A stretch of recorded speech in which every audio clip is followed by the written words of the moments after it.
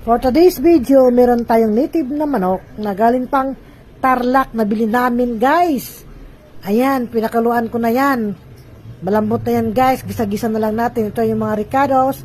Mag-umpisa na yung mag-gisa ng mga ricados at igisa na rin natin yung ating native na manok. Halo-haloin lang natin para mag-absorb yung mga ating mga ricados. Pagkatapos nyan, guys, lagyan natin ng oyster sauce konting tubig, at ilagay na rin natin yung chicken cubes flavor. At dumami na yung tubig, lagay natin yung ating sayote. Ay, mali pala, papaya pala yan, guys.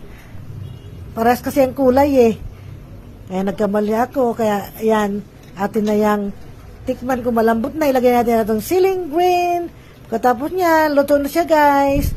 Ready for hapunan. Thank you for watching. God bless you all. See you in my next video. Bye-bye.